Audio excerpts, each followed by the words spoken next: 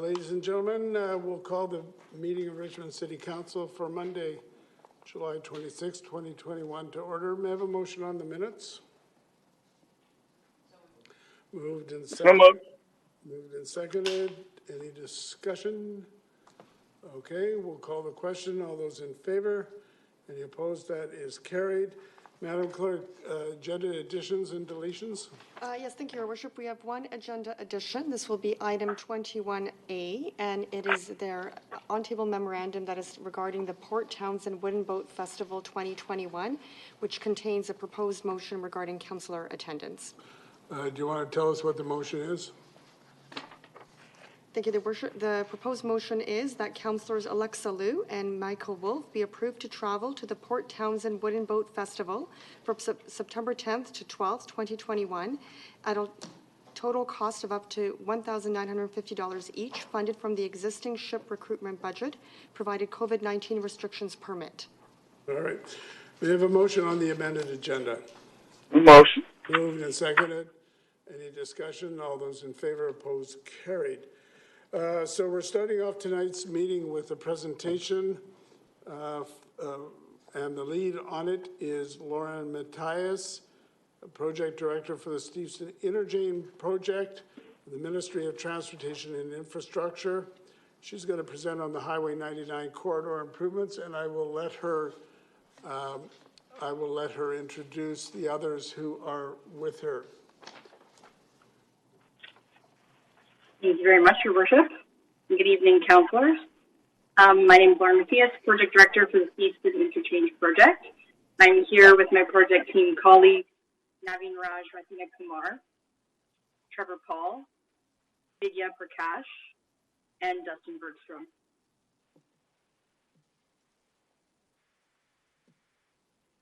Go ahead. Okay, great. Thank you very much. So thank you very much for allowing us to be here today to speak about the corridor improvement projects that are part of the George Massey Crossing program. I know that everyone is very interested in the crossing. However, discussions are ongoing with the federal government on cost sharing, and details will be announced when those discussions have concluded. Now, for this presentation, I'll be focusing on the work that's being done along the Highway 99 corridor in advance of the crossing replacement. I'm speaking on behalf of the province today as a representative of one of the key parties responsible for project governance and delivery. For clarity, I'm with Transportation Investment Corporation. It's the Crown Corporation that's delivering the Steveston Interchange project on behalf of the Ministry of Transportation and Infrastructure. And there's a team within the ministry delivering the remainder of the corridor improvements. And the ministry will operate and maintain the new infrastructure, like what the ministry does today with the existing corridor. These corridor improvements tie into the good work that was done with the Metro Vancouver Mayor's Task Force, including Mayor Brody, as well as TransLink and key stakeholders to develop and evaluate crossing options. Trevor, if you could proceed to the next slide. Thank you very much. So here's a snapshot of the 4 key Highway 99 improvements. We're advancing this work to provide congestion relief and to support transit and active transportation. We'll work to replace the existing tunnel continues. These projects include a new Steveston Interchange, a Bridgeport Road bus connection, Highway 99 and 17A off-ramp widening, and Highway 99 bus on shoulder transit lanes between Highway 17A and Lander Trunk Road.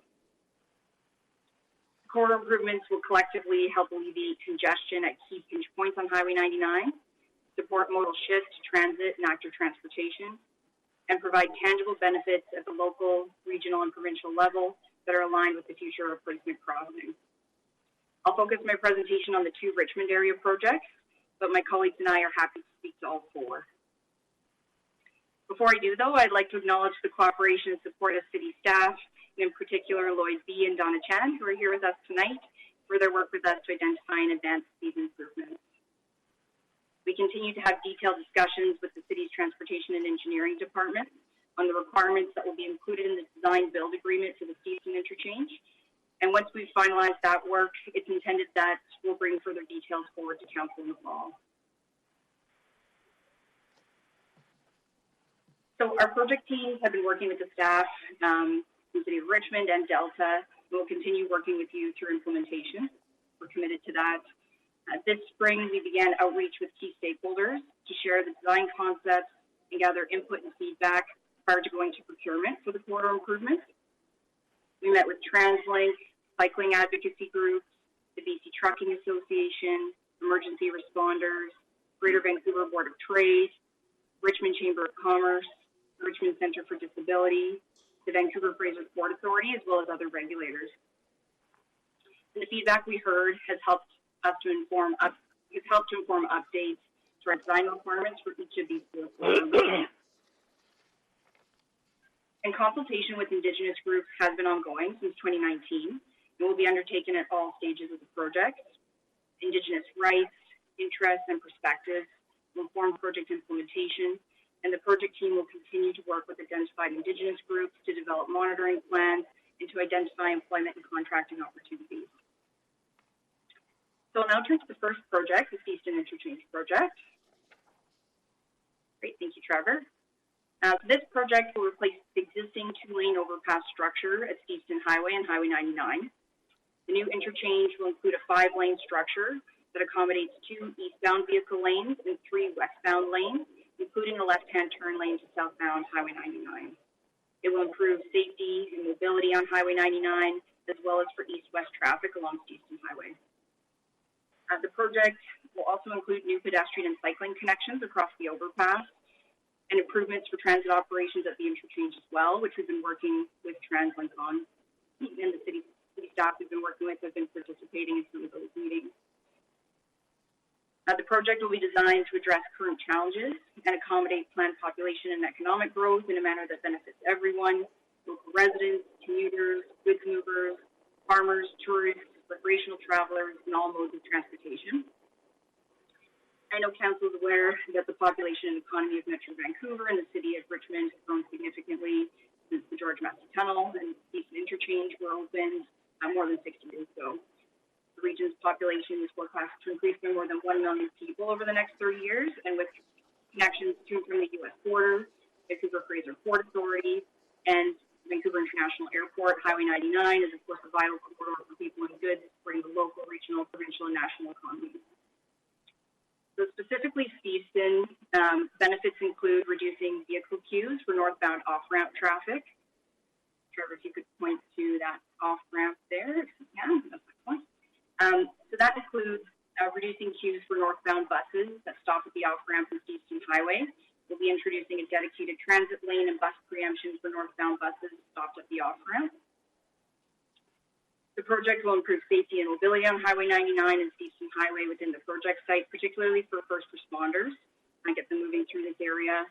It will reduce travel times on Easton Highway, particularly for westbound traffic, which experiences long queues today during rush hours.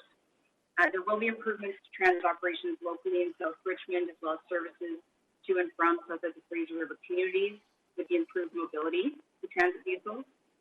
It will create safer, more comfortable cyclist and pedestrian connections along Easton Highway across Highway 99, and there will be pedestrian and cycling facilities on each side of the overpass, and they will be separated with a physical barrier, and we're working with city staff on what that barrier will look like.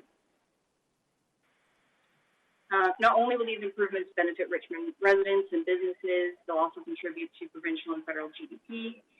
And it will be delivered, this project will be a design build agreement. So the contractor that's selected will do the design and the construction.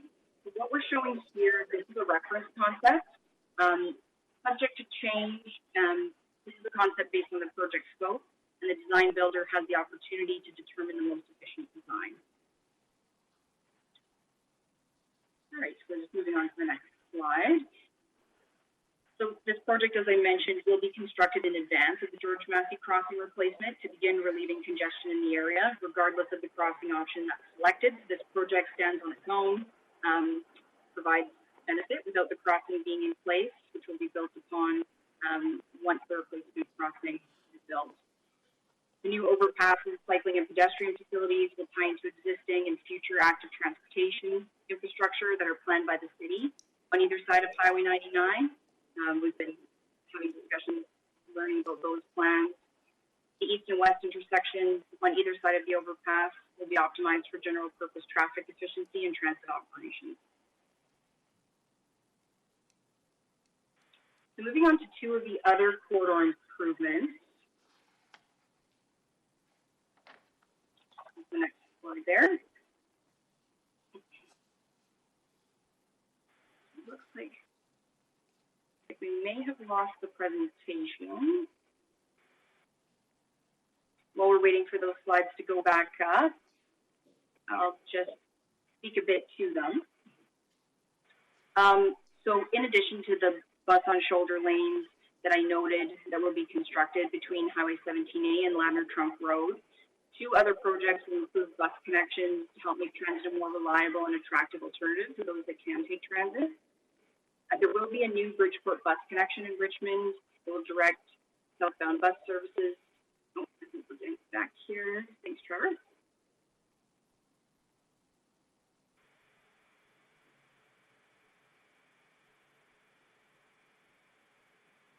And Trevor, are you able to go to the next slide, or if not, oh, excellent. Okay, thank you.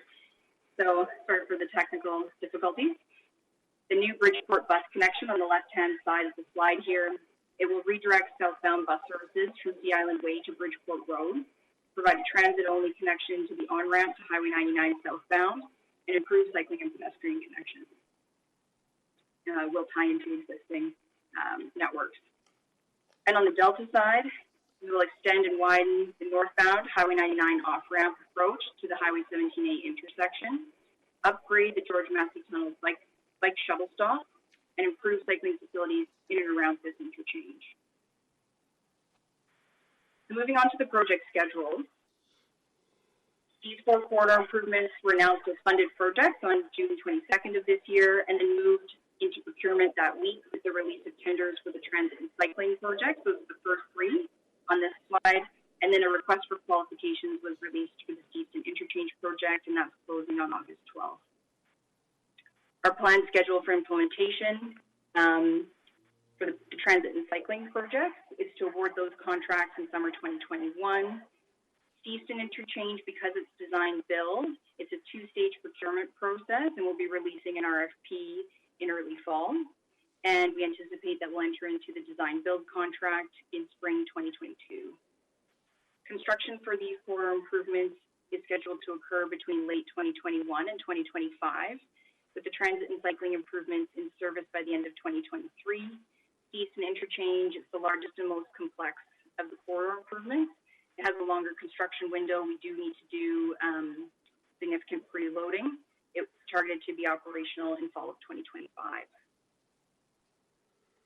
So thank you very much for your kind attention, your worship and councillors. We look forward to working with your staff as we complete these important improvements and continue working towards the long-term crossing replacement. And we'd be very happy to take any questions that you may have. The first obvious question, the elephant in the room, is the business case for the main crossing. What can you tell us about the timing for the business case so that we can get on with a new tunnel? The business case for the George Massey tunnel replacement is under review. It has been under review. The review has now been completed, and the province is now in discussions with the federal government on cost sharing, and will provide information as soon as those discussions are completed.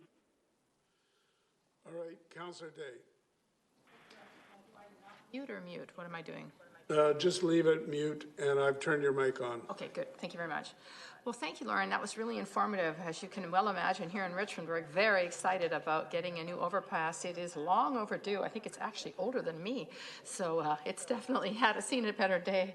And I know that this is going to, just the way it sits right now, is going to greatly reduce traffic, especially, northbound coming off the highway onto Stevenson Highway. But I have a question regarding the cloverleaf that we're not building. The farmland on the northeast corner has already been destroyed by gravel fill. Why could we not have a cloverleaf that would go underneath the overpass, turn around, and allow people seamlessly to get on Stevenson Highway without the light? So I'll make a few comments, and then I'll pass it over to our technical manager, Naveen, who's also on the line. that is something that we have looked at the project team level. And there are a couple things that have arisen with that. Acquiring additional property was only one consideration. When that was looked at, the traffic modeling showed that that wasn't the most efficient way to bring traffic through the interchange, just given the intersections at either side. And there are also some merging and weaving considerations, and I'll pass that over to Naveen to walk you through. Yeah, so thanks, Lauren. I hope everyone can hear me here. So that's a good thanks. That's a good question, and Lauren touched a little bit on the concerns. So it's not just the land consideration and the sort of schedule and cost implications there, but having the cloverleaf, like you mentioned, on the northeast quadrant results in some operational concerns, as we do have a loop ramp in the southeast quadrant, and so folks coming off of Steveston Highway on eastbound, coming out the loop ramp and onto the highway, there's a weaving and merging situation that occurs when you have two ramps like that are adjacent to each other, and that was one of the drivers for the technical team to go with the interchange configuration as it is today. And so that was definitely one of the things that was reviewed and looked at by the engineering team. Perfect. I have another question, please, Mayor Brody. So basically, we've got 3 westbound lanes, which is great because Steveston Highway backs up from 5 Road, from the Highway 99 all the way to Shell Road often. But I noticed that in your drawing under the interchange project, it shows the widening of the Steveston Highway ending basically right when you get off of the interchange. Has there been any discussion about increasing the width of Steveston Highway and potentially putting in more lanes on the south side of Steveston Highway and somehow avoiding the jockeying for positions? You've got people that are coming from the south trying to get to the lanes in the north, and so subsequently that jockeying back and forth of cars between number 5 Road and Highway 99 on Steveston Highway westbound causes huge traffic delays. Is there a way to widen that area and continue the good work that you're doing a little further west? So just to clarify, we will be tying in, and perhaps, Trevor, if you don't mind pulling up the concept again, we will be tying into the existing cross section on the west side. Yeah. And just to clarify, on the east side, we will be, while there will be widening, it will be tying into the existing cross section there as well.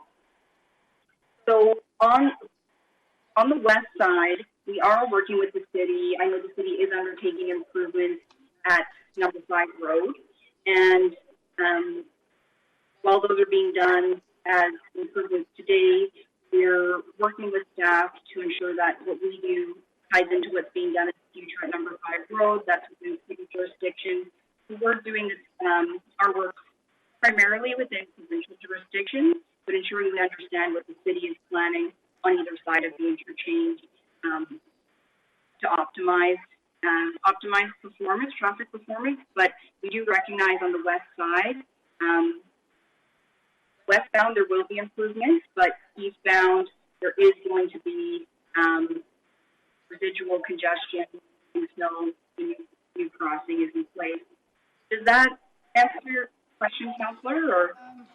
All right. Almost. I hope that we can finish the project and go all the way to number 5 Road so that eastbound traffic that backs up day after day will be alleviated. And if there's a way to create lanes where you're not jockeying back and forth and left and right, that you're able to just slide straight into that overpass lane, because most of the people coming from the Ironwood area, which is one of the largest commercial areas, industrial areas in Richmond, are going over the overpass. And so if they could just get onto a dedicated lane and get out of Dodge, then they wouldn't be backing up the traffic on Steveston Highway. So, I'm hoping that you and our staff can work together to complete the project and take it from Highway 99 all the way over to Steveston Highway and number 5 Road. Thank you. All right, Councillor Hobbs. Thank you, through the chair. Thank you for the presentation. It was informative. I mean, there are improvements here to a degree, but I have a couple of questions. But first of all, it does occur to me that our lineups are being shortened into 2 lanes often rather than being longer in 1 lane. For instance, on the northbound Highway 99, am I correct when I look at the diagram that you're planning on putting a traffic signal in for traffic that is going, southbound on 99 to exit westbound on Stevenson Highway? There's going to be a traffic lane, 2 traffic lanes now with a light. Because I have to comment before you answer, is that traffic actually flows relatively smoothly, even in the worst traffic. If you're getting off on Stevenson Highway, there's no light, there's a dedicated lane, and you can go pretty smoothly into the curb lane. If you want to get into the far left lane and turn south on 5 Road, that can be problematic. But as far as exiting Highway 99, going southbound onto Stevenson Highway, putting in dual lanes sounds nice, but with a traffic light, which has to go in if you make it dual lane because there's only 1 lane right now to turn into, that probably is going to cause a little bit of a choke point itself that actually doesn't really exist right now. So any comment on that? And maybe I'll just ask you the next question as well. I mean, you talk about traffic reduction and that kind of thing and improvements, and it does look like an improvement, but can you just quantify a little bit what your modeling was that shows us in a very clear way that there's actually reductions in traffic congestion, like the point I just made? But for instance, having dual lanes when you exit from Highway 99 going northbound, dual lanes are good, but you still have the traffic light. So how does the modeling show that it actually reduces any time? It reduces the lineup, I get it, but then when you go straight through and then you make a left turn and you head westbound over the new overpass and there are more lanes, but you still are getting to another traffic light because there's still going to be a traffic light for traffic to turn leftbound to head south on 99 from the overpass, right? So the 2 questions were the traffic light when you're exiting Highway 99 with the dual lane, is that really an improvement?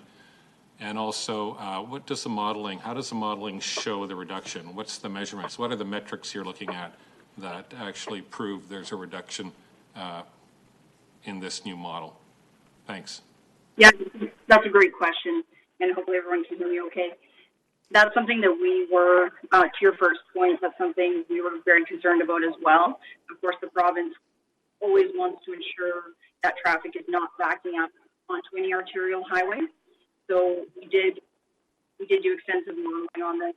It showed that would not be a problem with the configuration of the intersection that's proposed. On the modeling itself, we have walked through some of the modeling with city staff. We could provide our reports up again through them, but perhaps maybe you could speak a bit to the, if you could speak a bit to the queue reduction, if you don't mind. Yeah. So Yeah, from Andy. Yeah, I don't have all of the modeling for the project on me here, but in terms of what the modeling showed, we can definitely look at the specifics to the questions that were raised and provide responses to that. I just want to make sure that we speak to the traffic modeling accurately with respect to the question. But in general, we do look at things like level of service and reduction in queue lengths and wait times as kind of the key metrics for the modeling. But we will take that away, Lauren, and provide some specifics on the questions raised. Okay. Next speaker, Councillor McNulty.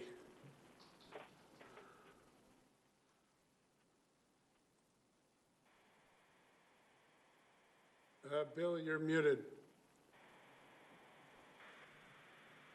Thank you very much for the presentation, and thank you very much for being at this stage in the development of the project and bringing it to us. It's very difficult to make a lot of comments given we've seen this for the first time. But I'd like to just echo a couple of comments the practicality versus the theoretical. And because this is the second most extremely important project that we've got, and it's only one shot that we get. The first question you won't give me an answer to, but the changes in the interchange, does this have any resemblance to what the second project will be to complement it or supplement it, given what I see on your diagram? So this project, when the corridor improvements were looked at, and it was there were a number of different potential improvements that were identified, and that was done in conjunction with the Metro Vancouver Mayor's Task Force, TransLink, and key stakeholders. There were specific criteria that were identified, and they were used to shortlist and select the corridor improvements that we're now proceeding with. And one of those was that the corridor improvements needed to work with either technology, so either of the options that are presented in the business case. And so this, for the interchange and all the corridor improvements, the design requirements that we've developed do work with both crossing solutions. Okay, I guess, well, I appreciate that from which you have to work and the information you have. My concern, and you can look into it any way you want, if we should get a 6-lane tunnels, 3 and 3 or whatever, or what we had supported before as a council, regardless of what, I'm assuming that this will accommodate them, since approximately 50% of the traffic comes into Richmond, we're told. But, and the other, I'm concerned about the fluidity to the airport, especially in terms of trucks, goods and services, and buses. So I hope that those were taken into consideration. I think, to be quite frank with you, 5 lanes bears re-examination, in my opinion. And I'll just make my comments, Your Worship. I won't put the delegations on the spot, given practicality and backup and the realistic what we see every day. And the other thing is, I do agree with the width of roads right out to Sidaway and to number 5 road. People would be amazed at the number of cars and trucks, especially heavy-duty trucks, etc., construction, come down those thoroughfares and try to do left-hand turns onto the tunnel going south. So I think it bears some re-examination, and I'd ask you to take it under advisement. I have to agree with Councillor Hobbs right now, coming from the north, where we have a lane without a light, going right into another lane into Richmond, going west. I think with 2, obviously you're going to need more land to build that, and it would probably go to right to number 5 road. So I think that from my perspective, to relieve congestion and what have you, if that's obviously one of our goals, those bear, in my opinion, re-examination. I guess my question, I have a question, Your Worship. Do we have time as a council to work with our staff and to consider this project with our staff and provide further input back to your committee? Or is this a done deal?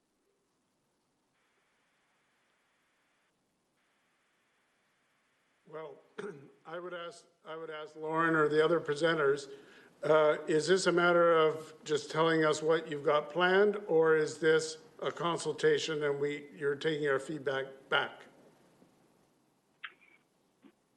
We have been having discussions with city staff about working towards a project-specific municipal agreement. We have received quite a number of comments from city staff that we've been incorporating into our design requirements. So we are moving towards developing our design requirements and then releasing our request for proposals. So we continue to have those discussions, and we're open to having discussions as long as they're in alignment with the schedule for the project. So working towards solidifying their requirements for the project in the fall. All right. Okay, well, that, Your Worship, it would be my suggestion then now, once we get this whole presentation, we have a chance to study it individually, that the council caucus and provide information back to the committee before they go any further. I think we've made some suggestions.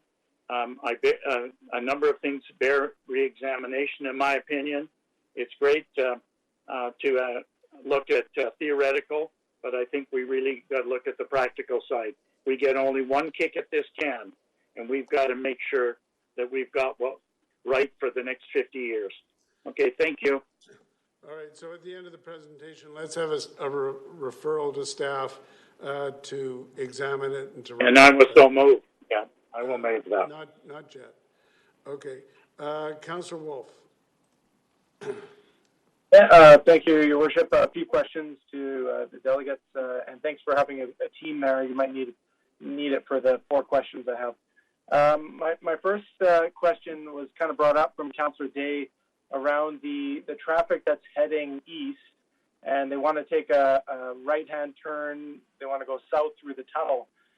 There's kind of 3 directions you're coming from to get through the tunnel, and the biggest issue is the one I'm speaking on here.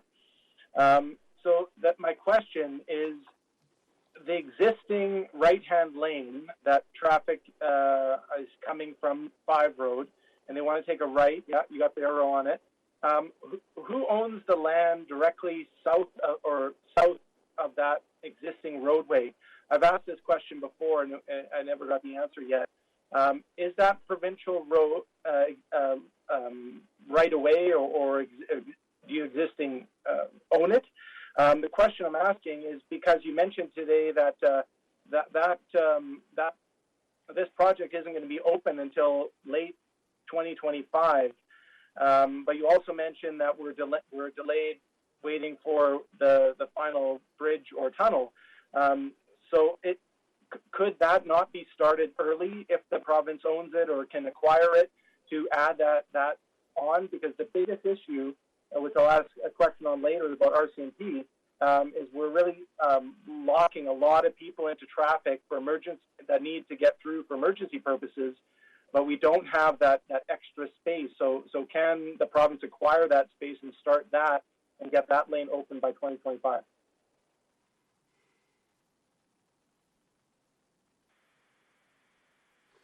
You're muted, Lauren.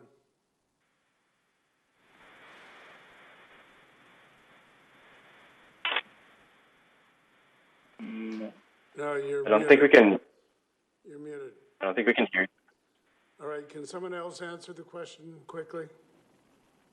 So in terms of the jurisdiction piece, I think the ministry right of way in the city, it's hard to see on that map, but just about where the cursor was earlier is kind of the delineation point between the two, and who owns the land there. So that I think kind of answers the first question. With respect to your second question, Councillor, I think you were referring to the southbound ramp onto Highway 99 towards the tunnel. As it stands right now, we haven't looked at expediting that portion of the project in advance of anything else. We are looking at the whole of the project as one piece that will be ready in 2025. So we haven't looked at any expediting options as yet.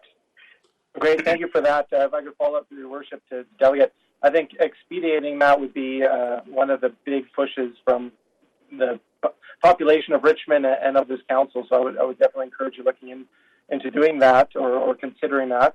My second question relating to the first, has the Richmond RCMP been involved to date for this? Because I know we've heard a lot about their issue of getting out of the 5 Road and Steveston intersection.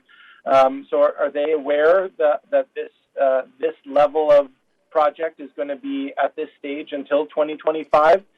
Because the need might be for them to move to another location if the delay is going to go on that long. Lauren, So you're still muted. Yeah, I think Lauren's still muted. I can kind of take a stab, and Paul, you can kind of chime in. We have been engaging with various stakeholders on the project as we work to finalize our design. I can't recall if we had a session with RCMP. I know we did a session with emergency services in mind to really give them an understanding of the level of work that's going to be happening here in 2025. I guess, Trevor, if you could speak to the RCMP specifically, if you have that. Sure, thanks, Nadine. So we did present to a long list of emergency services providers, both in Richmond and in Delta. I don't have the list in front of me right now, but I'm pretty certain that the Richmond RCMP was on the call, and we can follow up following this meeting with a confirmation of a list of stakeholders, emergency services providers, stakeholders that we connected with. All right. Great, I appreciate that. Our next question. Yeah, thank you. I appreciate that, Your Worship. The next question, I have two more. The next one is about the 5 lanes. I appreciate the current decision to go 5 lanes, and I see the validation for that. My question is about the cyclist component. There's been a lot of concern that cyclist lanes, if they're just a painted line, aren't enough. You did mention here on the image you're showing us pedestrian and cyclist facilities. So are we talking about a cyclist facility that is physically separated with some form of barrier? I'm going to assume that Lauren's thing's not working here, but yeah, thank you, Councillor, for the question. In terms of the cycling and active infrastructure, we have engaged with cycling stakeholders such as BC Cycling Coalition and HUB, along with city staff. We are working right now with the city to finalize what that physical separation is going to look like, but it is going to be a physical separation between the cyclists and the pedestrians, as well as the the general purpose traffic lanes on the overpass. Great, that's very positive to hear. Thank you. And my final question to the worship delegate is this kind of relates to both projects that are specified for Richmond, including the Bridgeport one. The VAFFC, the jet fuel project, used provincial right-of-ways leading up to Steveston Interchange, as well as through the Bridgeport intersection there that you had in the other map. My question is I know they've funded some things for the city. Are they at all part of funding the projects you're presenting to us today? So I actually I'm not aware of the project that you just referenced. In terms of funding, the project is funded by the province, and we are having discussions, like Lauren mentioned, with at the federal level to figure out funding for the larger crossing. So those are the only funding elements kind of at play right now for Steveston Interchange and the corridor improvements. Great, thank you. Then, if I could just, Your Worship, if I could just recap in like 20 words here. Priority eastbound Steveston Highway and 5 Road. Second one, work with the Richmond RCMP, make sure they're supportive of this, because that's a long time coming. And then the bike lane, that's physical, that's really positive to hear. And see if you can get some more money out of the VAFFC. Thank you. Thank you. VAFFC is the jet fuel line project. It's privately funded by the Jet Fuel Consortium, so it has nothing to do with these fine people. So my suggestion, going back to Councillor McNulty, in line with what you were suggesting, is that we have a referral to staff to refer this report to staff to analyze and review the information and report back through committee. So moved. Okay, moved and seconded. Councillor McPhail, you had another point? Yes, does staff include RCMP? I would be interested to hear what the RCMP have to say about the project. All right. Councillor Al. Yes, I just want to ask you, when it comes to the committee, do you mean general purposes, or do you mean public works and transportation? Oh, it'd probably come back through general purpose committee. because it's of interest. Yeah. A great moment to everybody. Councillor Steves.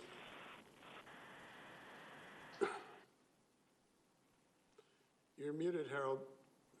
I got it. I didn't ask any questions, but in the referral, I'd like to hear more about buses and public transit. We haul cattle through the tunnel frequently, but we choose to go at night when the tunnel is empty, and so it's not a problem to us. But I think it's extremely important to expand the public transit system, and I noticed the bus lanes on the sideways that they put in here. But I'd like to know more about that because I think that's the most important aspect of it. And eventually, MRT. Fair enough. Staff can take that under advisement. Councillor Day. Can you hear me? It's okay? Yes? Okay, thank you. Well, I'm really excited about the project, but I hope that this referral will also encourage staff to bring back options for us to lobby for the things that we feel that have been missed. Because I think that the development is excellent, but there is a few little things we can do to tweak it to just really take it over the finish line. And ultimately, as has been said, we got to get this right because we're going to be using it for the next 50 years. Thank you. Councillor Hobbs. Briefly, Rice Mill Road. I'd like to have some comment on the future of that. I know it might be tied into the actual project, the bridge or the tunnel, but it's an important aspect, especially for emergency vehicles. Thanks. And staff can take that one under advisement as well. And the last comment I want to make is you have to take a look at these slides and compare them to the gigantic project that was being forced on us by the provincial government before, and you will quickly realize what an improvement it is. So we're glad to be involved. Staff is going to take a deep look at this, and there will be more comments coming to the project team. And I know that it's just going to do nothing but improve this particular project. Now, having gotten through this, get to that business case, get us a tunnel, please. All right, so I'm going to call the question on the referral. All those in favor? Any opposed? That is carried. Thank you very much to the project team, to the presenters. Lauren, sorry we missed half of what you wanted to say, but you had a good team around you, so we do appreciate that. Was that you? I sure do. I called in and I think I'm back. Thank you very much, Your Worship. Thank you very much, councillors, for your time. Well, yeah, don't be strangers. So we look forward to this. Thank you very much. Thank you. So with that, may I have a motion to resolve in the committee of the whole to hear delegations on agenda items? Moved and seconded. All those in favor, opposed, carried. We do have, let's see now, on two different items, we've got delegations. The first one would be on item 9, which is Stevenson Community Center. We have two delegations on that. So we'll go to Jim Kojima as the first presenter. If you could unmute yourself and let us see, open up your video, I hope, and, or at least let us hear you. And thank you, Your Worship. Introduce yourself in about 5 minutes. Okay, Mayor Brody and members of council, thank you for the opportunity to say a few words. The building committee worked very hard over 3.5 years with city staff in the long process to identify a site and a 60,350-foot square building that was acceptable to all parties. The Stevenson Community Center Society and the Richmond Agriculture and Industrial Society supports the proposed site and building 100%. I phoned a senior lady board member whose family was involved in the original Stevenson Community Center building in 1957 and told her that the GP approved the new community center 100%. She started to cry with happiness. She said, "My husband in 1956 came home and said, I remortgaged the house to secure the loan for the new community center. I just about divorced him on the spot.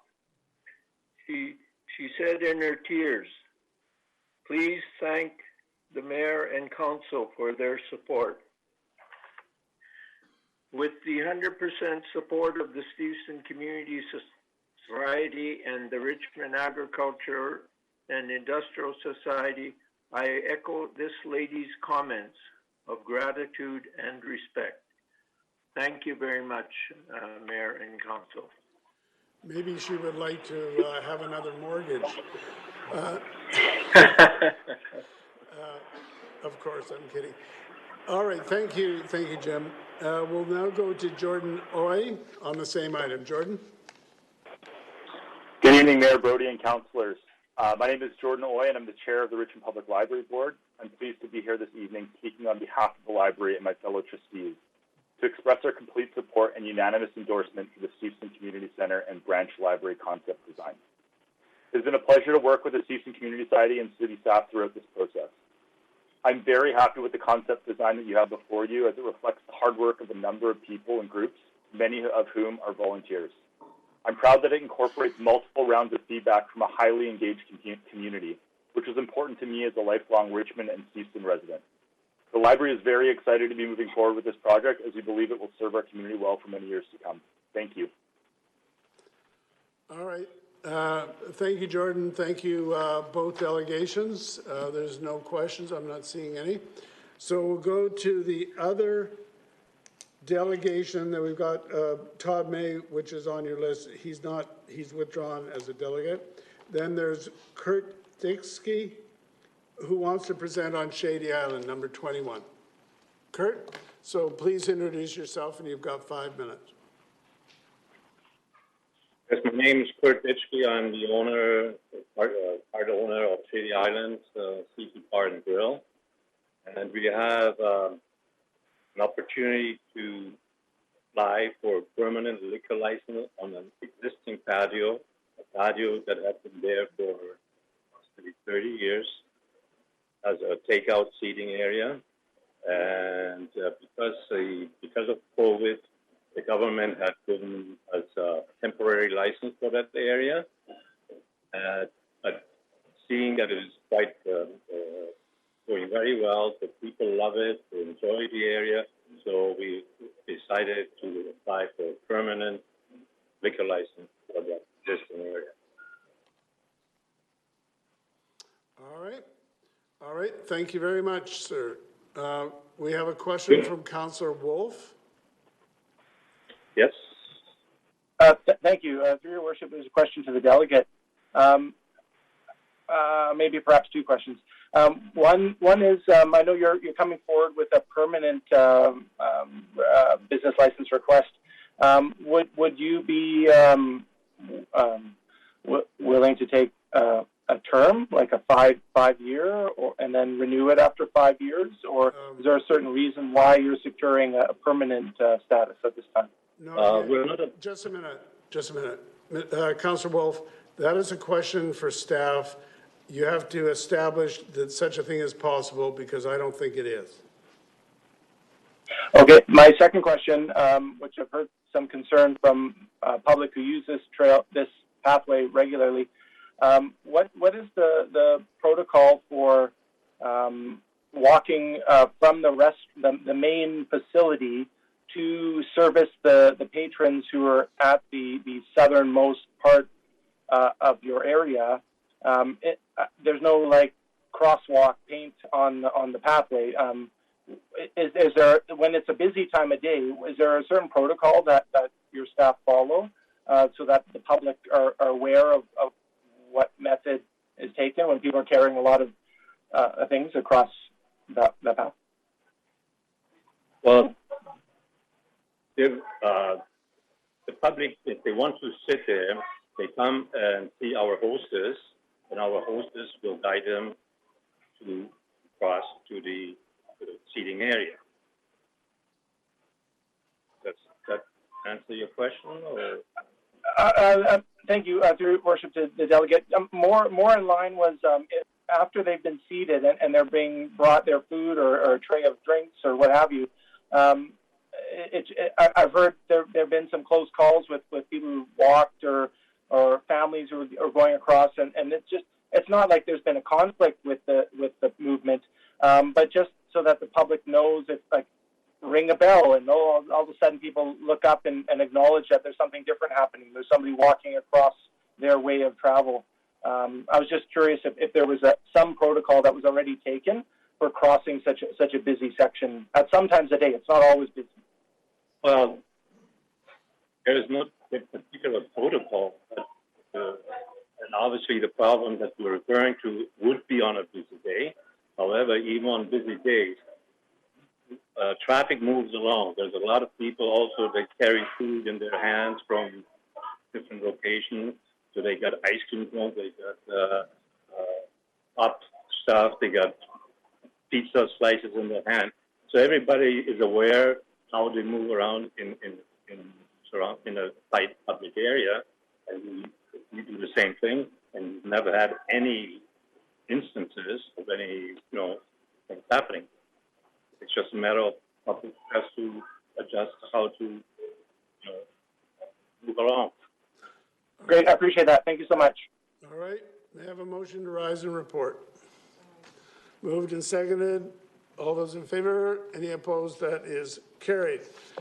That brings us to the consent agenda. We have the receipt of committee minutes, the RCMP monthly activity report for May, BC Emergency Health Services, the Stevenson Community Center and Branch Library, the concept design and capital budget, the application for a new liquor primary license for the Savage Creek Golf Course on number 6 Road, the soil use for the placement of fill application for 4500 block number 8 Road, Maybog Farms, the amendment to the council procedure bylaw, the meetings by means of electronic or other communication facilities, Lower Mainland Flood Management Strategy Communications Plan, the 2020 Annual Water Quality Report, the single-use bylaw, Community Engagement Summary Report and Implementation Plan, the Community Services Nonprofit Organizations Wellness Check, the Community Environmental Enhancement Grants Program, land use applications for first reading. They come to public hearing on September 7th, right after Labor Day. 3220 and 3240 Blundell Road, rezoning from RS1E to RS2C. 7220 Railway Avenue, rezoning from RS1E to RC2, and 10726 and 28 River Drive, rezoning from RD1 to RS2B. May I have a motion to adopt those by general consent? Moved and seconded. Councillor McNulty. Yeah, thank you, Your Worship. There are a number of matters I think that need brought to the attention of the public, and the first one is the RCMP monthly report is put into our minutes, and it will go on the website, and I encourage people to read it to know what's going on within our city and the great job the RCMP are doing, but also the fact that we've had probably the best auxiliary police program in Canada, and it's been emulated by others, but not matched by any.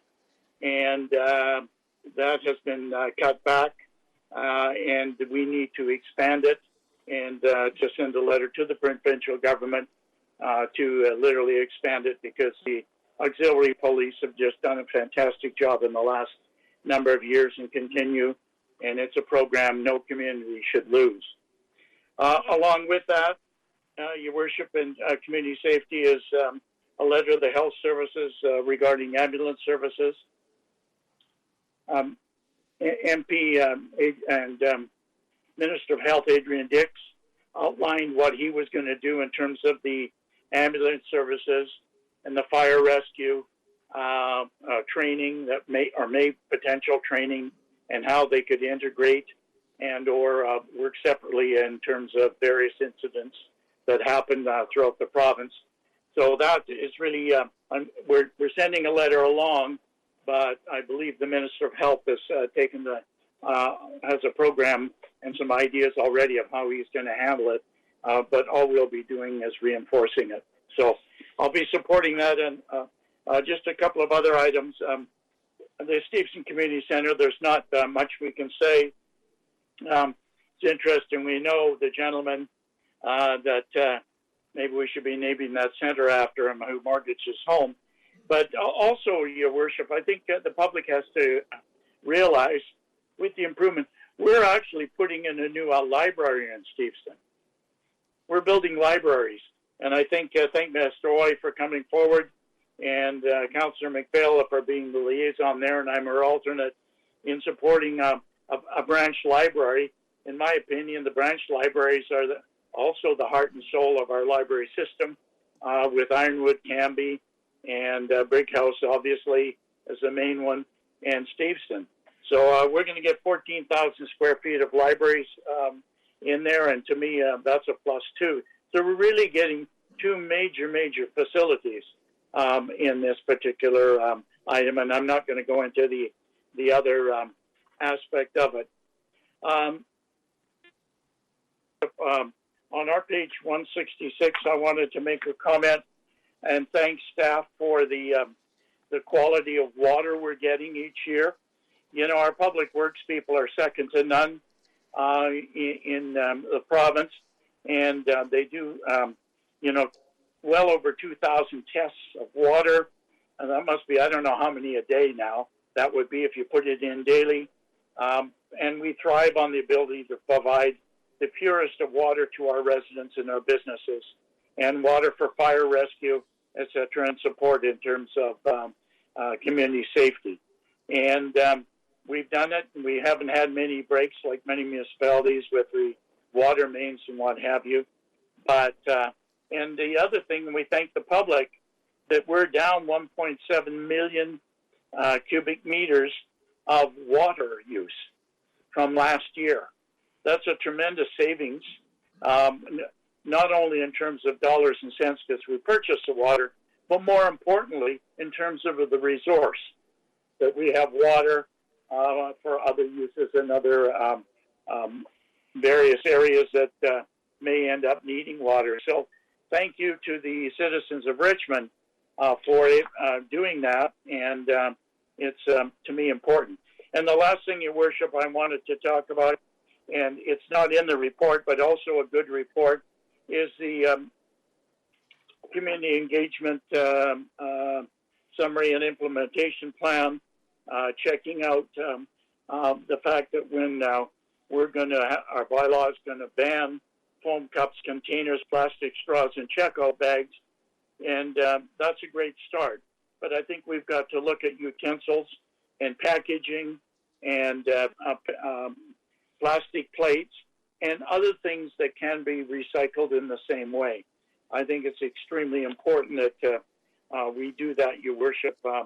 And I'm not sure if we have a referral to staff, but I think we should make a referral to staff to look at what other items can be done in the short term in terms of our recycling.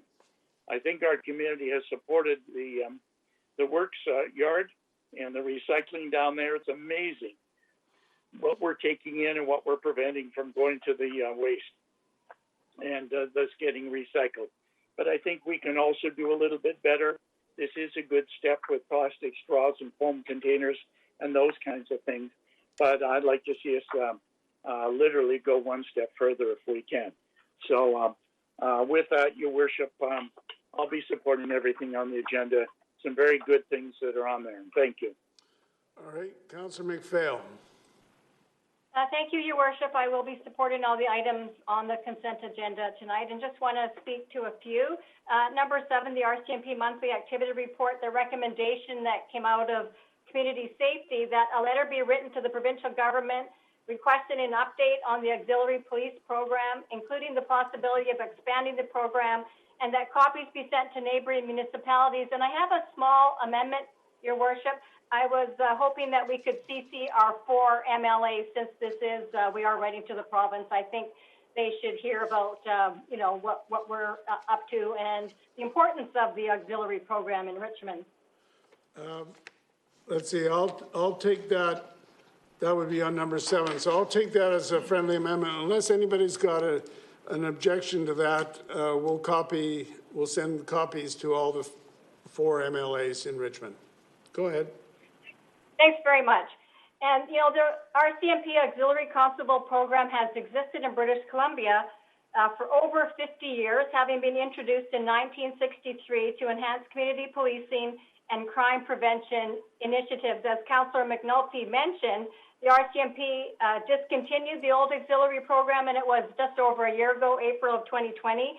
And local governments advocated through UBCM to accept the temporary implementation of the new auxiliary program, Tier 3, while a BC-only program is under construction. And at the time, provincial staff had indicated that it could take upwards of 2 years to develop and implement a BC-only auxiliary policing program.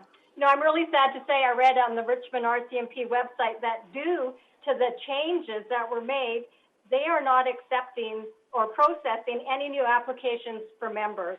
You know, over a year has passed, and I believe an update is warranted. Auxiliaries give their time to help keep our communities safe. And I know Council values these volunteers greatly and considers them a vital part of the RCMP organization and community safety initiatives. Number 9, the Steveston Community Centre and Branch Library concept design and capital budget. Well, it's really an exciting milestone tonight. What started in December 2016 when Council identified the replacement of the Community Centre and Branch Library is finally moving forward. In December of 2020, Council approved the site and parking strategy. And with the approval of the concept design and budget tonight, staff will proceed to detailed design, including form and character, site preparation, and construction of the new facility. It's been a long and thoughtful process, and I was really pleased to hear that the public engagements were well attended, that there was lots of feedback, and that as much as possible, the feedback was incorporated into the concept plan we see here tonight. I know that it is so important that the existing synergy between the library and community center programs continues, so that the needs of the community are well served, and each organization is committed to that. Thank you to staff, and especially to all the volunteer members of the building committee who gave so freely of their time to get us to this point. A vision for the community by the community, preserving the characteristics of this community that makes it such a unique place. Number 12, the amendments to the council procedure bylaw, meetings by means of electronic or other communication facilities. I do have a question through you, Your Worship. So I had some people over the weekend talking to me about this, and they were really excited that this was going to be about the public. But as I understand it tonight, the amendments on the floor will ensure that members of council may continue to participate electronically. And then in our report, it said on Council 155, additional amendments to the council procedure bylaw to allow for electronic meetings and electronic public participation generally will be presented for council's consideration into the fall. So through you to staff. So tonight is just for council. Staff will continue to do some work, and in the fall, council will be given some options to allow the general public, perhaps continuing virtually. And I just wondered, what is the process that staff are going to undertake to review this? Through Your Worship to Councillor McPhail, as you've noted, this evening's procedure bylaw amendment it's based on the current legislation wording to enable members of council to participate remotely. The recent legislation changes that were introduced through Bill 10 that were connected to electronic participation by members of the public, those current amendments are not in force yet. So as soon as those amendments do come in force by regulation, and we are anticipating that that will take place in sometime late September, we will bring forward a report to council proposing further amendments to the procedure bylaw to enable the public to participate remotely as they are right now. And currently, members of the public can still participate remotely and delegate remotely, and that will expire September 27th, and that's the 90 days from when the state of emergency was finished. Well, thank you for that. And I think we've all heard that there are some, really some pros of the video and the computer technology that has allowed people that perhaps would not have been able to attend in person to attend, and they'd like those opportunities to continue. And the last topic I want to comment on is number 16, Community Services Nonprofit Organizations Wellness Check. Thanks to staff for the report, which provides council information regarding the overall organizational health of the nonprofit organizations that work closely with the Community Services Division to provide services to the community. We know that COVID-19 has impacted all facets of the community, and we did hear anecdotally of the impacts to service providers in the city. This report helps put into context the scope of the issues facing these organizations.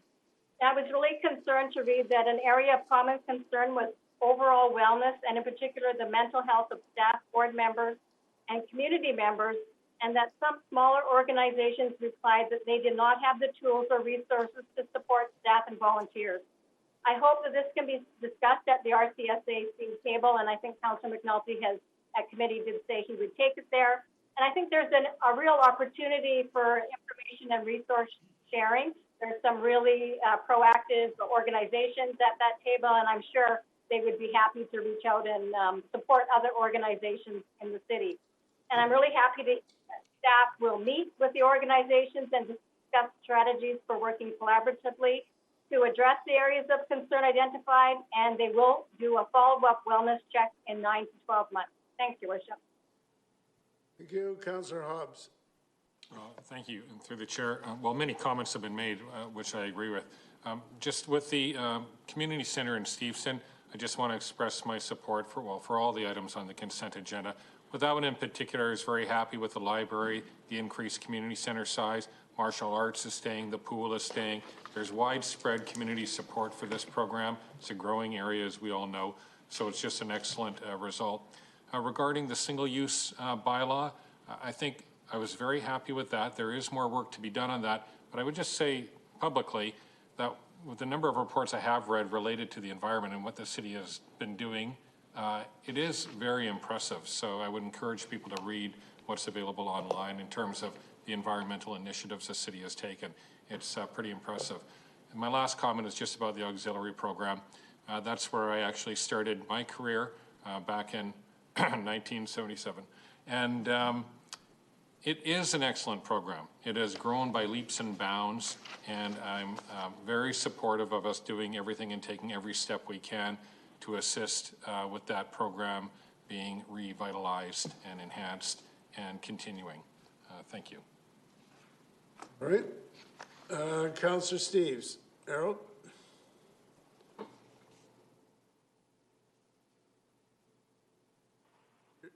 You see? Thanks. There you are. Yeah, just two items I want to talk about. First, I'll briefly mention the single-use plastics. I mentioned this in committee. There's a connection with the forest fires we're having right now, actually, and I wanted to comment on it. One of the best things that you can replace plastic with in terms of plates and utensils is alder, and basically our forest companies have been destroying the alder by spraying the forests. And I think a major move should be made to making sure that the alder trees are protected in BC. They protect our salmon because the alder grow all along the salmon streams.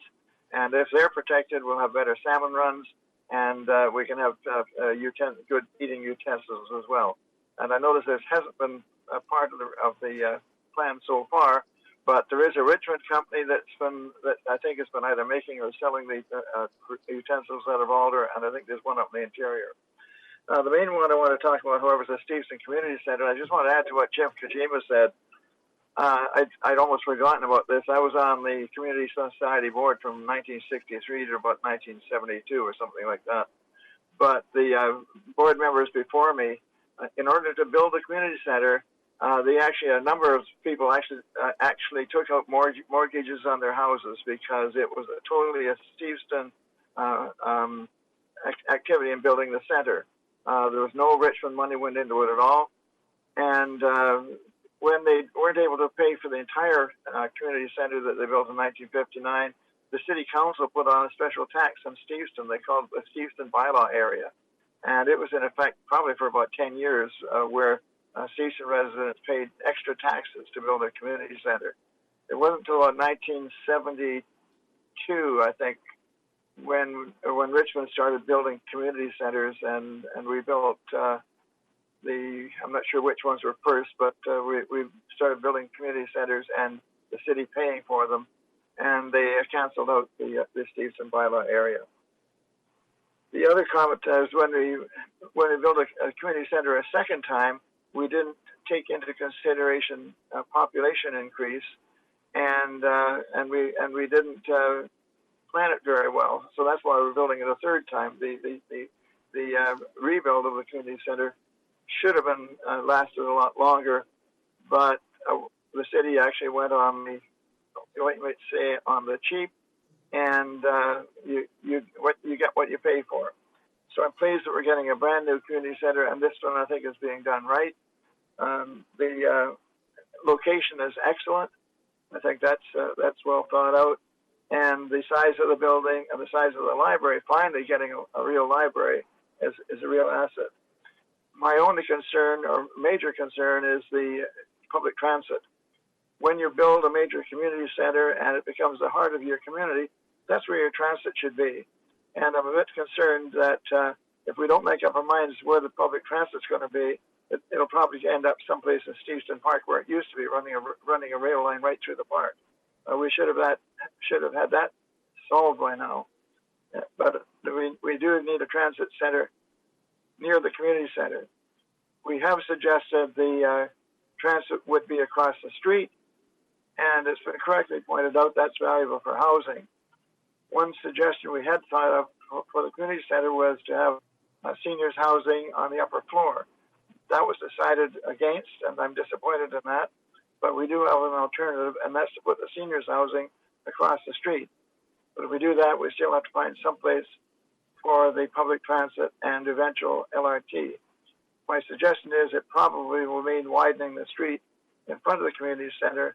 And as I understand it from staff, there's enough space to do that. So I look forward to that debate in the future, and certainly look forward to seeing a brand new community center built for what I think will be the future population. The last one round wasn't big enough. And I mentioned this at committee. My guess is that the population is going to increase by about 50% in the near future because of climate change and worldwide unrest. And so we better prepare for it and build for the future. And I think this center is being built for the future. Thanks.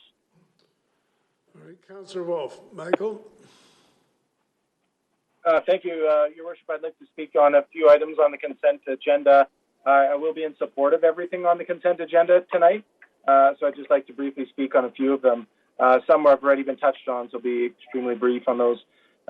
Number 7, RCMP monthly activity report. Again, I attend the community safety meetings, even though I'm not on the committee. They're so valuable, and getting these reports are just vital to the work that we do and keeping Richmond safe and the decisions we make related to budget. It's just so important.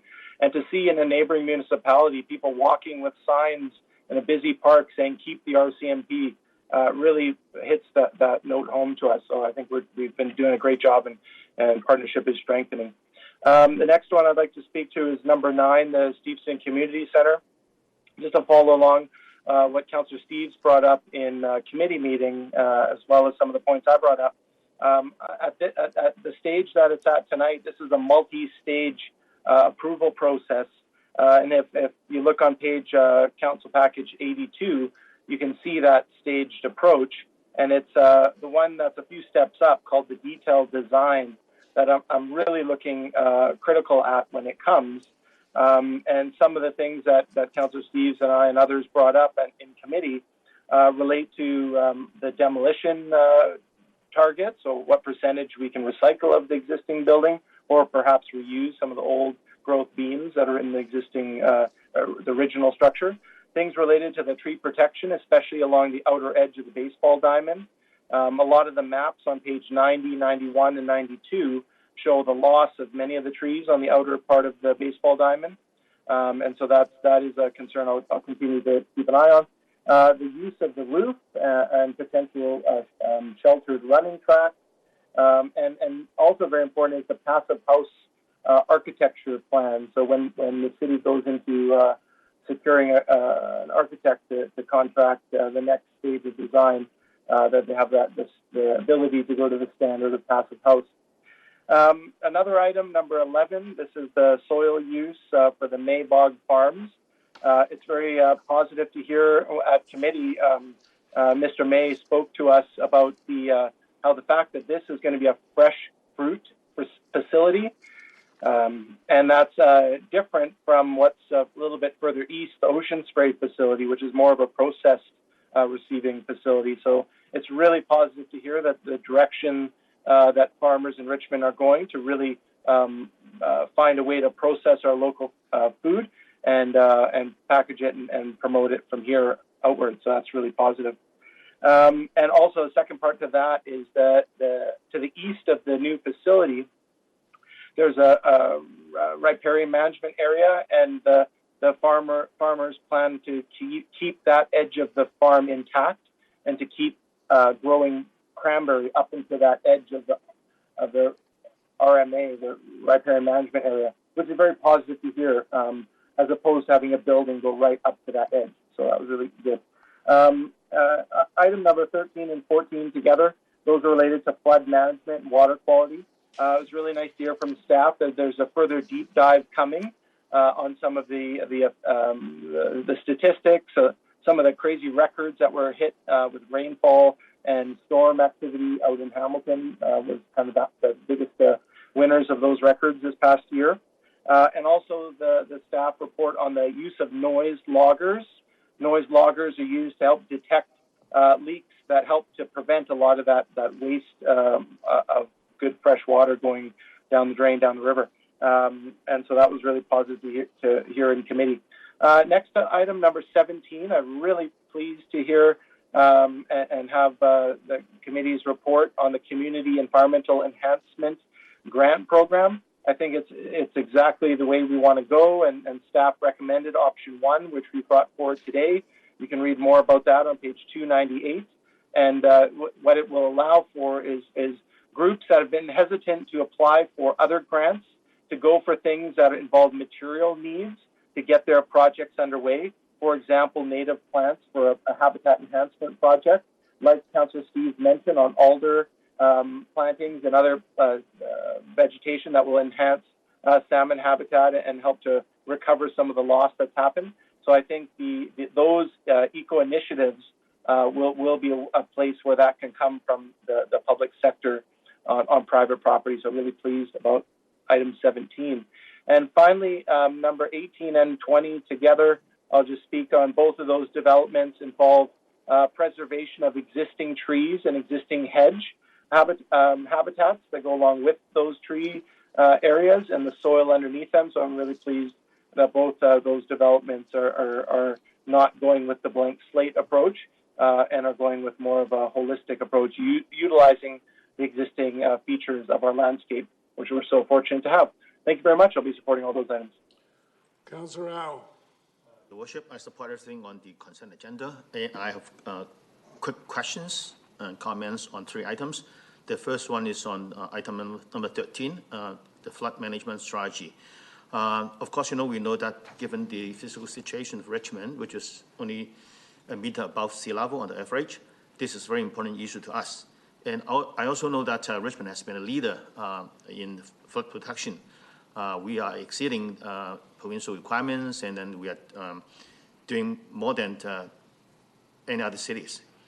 But I'm surprised that on page CNCL 163, staff proposed that we write a letter to each member of the leadership committee of the Fraser Basin Council to ask for the support and to present Richmond's flood pollution management position to the leadership committee as a whole. So I just wonder, what has been the communication between city staff and the Fraser Basin Council and its leadership committee? So, I mean, what has been the communication between them and us? Through your worship to Councillor Al, we're in constant communication with the Fraser Basin Council. The city, our staff participate in a number of meetings with the Fraser Basin Council to provide our input on the city's position on flood management. So this is to communicate with them one more time, right? And to make presentation to them one more time. It's not the first time that we make presentations to the committee or to its members. Through your worship to Councillor L, the communications that we have had to date with the Fraser Basin Council have been at the staff level. So this would be targeting the actual higher level members of that committee. Oh, I see. Okay, good. Yeah, I think that's important. Now, my second question is, recently we hear stories about disasters caused by major floods in Europe and in China. And of course, you know, when things like that happen, many people in our community would be alarmed. So I've received questions from people saying that, okay, what has been done in Richmond? How can we protect ourselves from the flood? So I think, I understand that this motion, this agenda talks about, you know, communication plan with the different levels of government. My question to staff is that, do we have any plan in the near future to communicate with the public about our flood protection management? Through your worship to Councillor L, certainly through Dike Master Plan Phase 4 consultation, as well as the public consultation for accelerating the flood protection program, there are plans in place to do further consultation with the public. We have also put together a number of media materials, including an introductory video explaining the city's flood protection program to the public. Okay, thank you. That's very good. The next item is on annual water quality report. Once again, thanks to staff for a very excellent report and also for the works they have done. I think two things are worth mentioning. One is that we have more people in the city, but we're using less water. And secondly, you know, we are enjoying a very high quality of water. So good that at one time I know that some people were thinking of bottling our tap water and selling it overseas. I don't know if they actually did it, but I mean, our water quality is so excellent. I have two questions. One is that on page 180 of our report, it mentions that leaks is one of the major loss of waters in North America. So on the average, the loss is 12 to 15%. And in the report on page 180, staff also talks about how we've managed with the leaks in the city. Now, I want to know, do we monitor our progress? So in comparison to, say, for example, last year and the year before and 5 years ago, are we controlling leaks better now than before? So do we monitor our progress in the monitoring and the control of water leaks? Through your worship to Councillor Au, yes, we do monitor our leaks. And having the water meters at the property lines now allow us to understand if there's leaks on the private side, but also with our noise loggers that correlate on our valves, we're able to understand that if there's a leak overnight, and if there is, staff are out the next day fixing it. Okay. And my second question is also related to leaks, but this is more about families. Do we have any campaign to promote the awareness of water leaks to families? I know that sometimes families do not really notice the leaks until, you know, they have they receive a big consumption bill, or, you know, they really notice something. So do we have any plans, or do we have projects that we help the public to understand or to become more aware of the problem? Through your worship to Councillor Au, yes, we do. Through our water metering program, we do advertise to the public that we have a leak rebate, and that is in our bylaw. We also, through our education at open house or any of our public works activities, we do advertise and help residents understand that leaks need to be repaired, and then they'll be rebated. Yeah, I know there are simple ways that families can detect the water leaks, and also I know that some cities they actually provide two kits, to families. And my final item is item 15, single-use plastic bylaw. Yeah, I'm very glad that we are actually moving forward as the person who initiated this project in the beginning. I'm glad that we're making a significant yet small step forward. And the project has been delayed by, the implementation of the bylaw has been delayed by the pandemic. I'm supportive of the implementation plan, but I have two questions. Number one, on page 238, it talks about the timeline. Oh, yes, 236, yes. No, 238, actually. So I just wonder if there's enough transition time from now to September to prepare for the implementation, because we're already in late July already. So do we have enough time for the transition?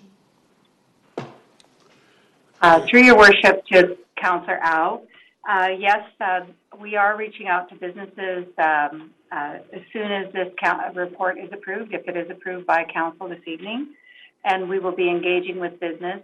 What is good about the way we've managed the campaign is we did consult with business quite a bit early on in the program, so they have been expecting that this phase would come forward. Okay. So we do have sufficient time. Okay, good. Yeah, I'm also happy that we have huge support from the business community. And my second question is related to food courts. Now, we are banning foam cups and containers, and also plastic straws. And I know that the food courts business are the big users, or they use this kind of containers in a big amount. So, instead of or on top of working with individual food court operators, do we have plans to work with the food court management? Because I think perhaps that can be more efficient in terms of implementing the bylaws. So if we work with the food court managements, probably they can help us to move forward. So do we have any plans to work with food court managements? Through your worship to Councillor Au, we are working with the Richmond Chamber of Commerce, Tourism Richmond, and others to help raise awareness. If we do have questions from food court management and they want us to provide them information, we will do that. At this point, we are offering workshops and information to those businesses who did attend the outreach programs that we did earlier, which could include food court businesses as well as any others. But we're happy to do specific outreach on request. It's very good. I think on top of working with individual business owners, it might be also effective and efficient to work with larger management operators. Thank you. Councillor Liu. Thank you, Your Worship. I too will be supporting everything on tonight's consent agenda. Not to belabor the point at all, but Steveston Community Centre and Branch Library concept. I'm excited, as I know the board and the building committee and the library board and staff and the community that all came out and weighed in on the community center plans. I know all these people are excited, and I thank all these people for the efforts that they've done to bring this forward to where it is. I think many of us know that the community centers are the heart of our community. So many of us have attended the parent and taught events, fitness or recreation programming. Who hasn't taken the babysitting basics course at the community center, or whose kids haven't? The teen dances, the swap meets that we all look forward to getting back to, the craft fairs before Christmas, even the adult dances. Steveston Community Center always used to put on a great Oktoberfest that was always a lot of fun. And so we look forward to more of these coming back again, and a new and bigger community center to host more and bigger events for everyone to come together as a community and be together. Number 8, the BC Emergency Health Services. We'd been hearing recently some stories of long waits for ambulances, and we thought it was time to ask and send in a letter and find out some more information. And ironically, the day right after we decided on this at Community Safety, we received word from the province that additional ambulances and paramedics were going to be hired. I think this is extremely important for us to know if we are covered adequately or if we need to advocate for more or better coverage. For example, do we have enough advanced life support ambulances available every day of the week? Or are there gaps? Are citizens at risk? We need to know, and we need to know to be advocating for the right things that we need to make sure that people in Richmond are cared for. And finally, the single-use ban bylaw on our plastics. We took a little bit of a pause on this during COVID. I think we had to focus on dealing with a pandemic. And so for the next year, we will be adopting and implementing this for 1 year. And then enforcement with ticketing and such starts in September of 2022, if I'm not mistaken. And a number of businesses did move forward with their plastic bans, and so I'm sure many of you have experienced it already, where you can't get bags in certain stores. And I thank those businesses for moving forward with that and getting on it ahead of it, even though that they were dealing with a pandemic and other things. They moved forward with that, and I think it's making a difference in our world. Just talking to some people in the waste moving business, they said that cardboard recycling has gone up dramatically because the use of fiberboard for those takeout containers, so the move away from the styrofoam and the move towards the fiberboard containers, has increased demand for recycling of cardboard. So everybody recycle your cardboard, get it out there. The industry is pivoting, and they're responding to bans such as we're making in the community. And so we're making a difference. Thank you. Okay, Councillor Day. Thank you very much, Mayor Brody. To use a speaker. System's not working too well tonight. Okay. Thank you very much for the opportunity to speak. So number 7 is the RCMP monthly report, and I was really happy to read the statistics on CNCL 67. It shows that Richmond has the second lowest crime rates. Only Coquitlam was a little lower than us in property crime rate, and we were the absolute lowest in violent crime rate. So that's something to be real proud of, and it shows what a great job the Richmond RCMP have been doing. Also on that same page 67 is the reasoning whereby it states here that the province of British Columbia provided written correspondence to the RCMP advising that the auxiliary program and all related activities must cease.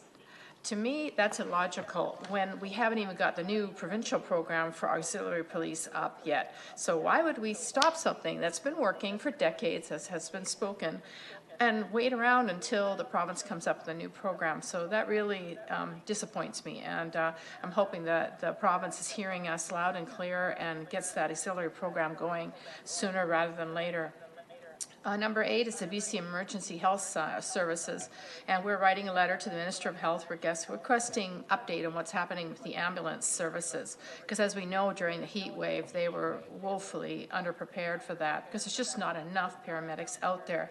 And I'm hoping that after hearing Minister Dix talk about potential changes, that the province will allow our firefighters to train as emergency medical responders and have the basic paramedic abilities, so that when it's needed in an emergency situation, they can step up and do more than provide comfort to the patients that are waiting often for hours for an ambulance.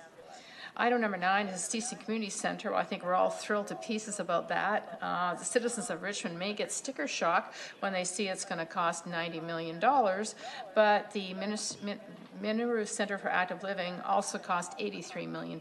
So these facilities don't come cheaply. But luckily, the city has got deep pockets. We have over $1 billion in reserves, and we'll be able to handle it. Now, if you want to learn more about what the Steveston Community Centre could potentially have, the concept designs are listed on page 84 of the report, and it's an exciting new facility that we're just at the beginning stages of figuring out. There's lots more design decisions to become later on. Number 10 is a liquor license for the Savage Creek Golf Course. I'm excited about this one. It gives another opportunity for people to socialize and gather in a safe outdoor environment. There'll be seating for 32 people inside and 28 people outside. And this facility will be 137 meters away from the roadway, so it won't be disturbing any neighbors, which is more often not the major problem with restaurants and pubs. Item number 12 is the council procedure bylaw. Well, this allows us to, many of the people on council are attending digitally tonight, and it allows us to continue that practice. And while I think that's convenient if something has happened where a councillor can't come into council chambers, I hope that councillors will try to attend council meetings, especially when City Hall opens up on the 7th of September, so that we can get back to normal. Because, gosh, we've waited long enough for that. Item number 15 is the single-use plastics. You know, we, because the BC Centre of Disease Control recommended not using recyclable products, we had to put a stall on that. So we started in July of 2019, but due to COVID, we had to delay this process. Ironically, if you go around to restaurants, a lot of restaurants are already using recycled plastic, and they're already using the products that we've asked them to use, such as paper containers. And I don't know about you, but whenever I get my food in a paper container, I thank the vendor for using a more sustainable product rather than styrofoam. And so the number 16 is the community nonprofit organization wellness check. I'm really pleased that we're going to be following up in 9 to 12 months, because that's when it's really, you know, the bullet's going to hit the bone. Will these organizations be okay, because they will have lost their extra funding? Number 17 is the Environmental Enhancement Grants Program. Well, this is a really great little program. It's only $35,000, but it will grant up to $2,500 to nonprofit organizations for things that are green projects. Well, just this last Sunday, I attended Our Savior Lutheran Church on 6340 number 5 Road, and these good folks have created a butterfly and bee garden, and they did it all themselves, and it's amazing what they've created, and you wouldn't believe all the bees. Now, I'm really hopeful that they'll come back and expand this wonderful park that they've built with this kind of funding. So that's really encourages positive projects in the city. Items number 18 and number 20 are two duplexes that are going to be made into 2 single houses each, and each one of those will have 2 secondary suites. So that's a good way to provide more rental housing and more affordable housing for people that desperately need it. Thank you very much, Mayor Brody. That's it for me. All right, just a couple things that I want to emphasize. The first thing is on the single-use plastics. It was mentioned kind of in passing about the time limits on this, but I think it's important to realize that we have been talking about this for a long period of time, and I don't think it's going to be a surprise to any business that something is coming up. Now, COVID completely derailed it, but now getting back to some kind of normal situation. The idea is that the bylaw is going to be adopted in September, and implementation will be 6 months later in March of 2022. And there will be enforcement of the bylaw in September 2022. So even forgetting about the period of time that's elapsed with COVID, there is a good period of time over 1 year from now from when there's going to be enforcement of this bylaw. So it does give an opportunity for all the merchants to adjust their inventories of products so that the foam products basically are going to be banned. The other thing is, I completely agree with the comments that have been made about the importance and the role of the auxiliary constables. Why this has become a hot item with the province and the federal government, I do not know. It goes way back to the 1990s when they completely kind of revisioned the program and took away the right to bear arms for the auxiliaries. We've had very strong contingents of auxiliaries over the years. And then a number of years ago, the federal government got it into its head, and then RCMB got it into its head, that they should not have the auxiliary programs, and it's been a contentious item ever since.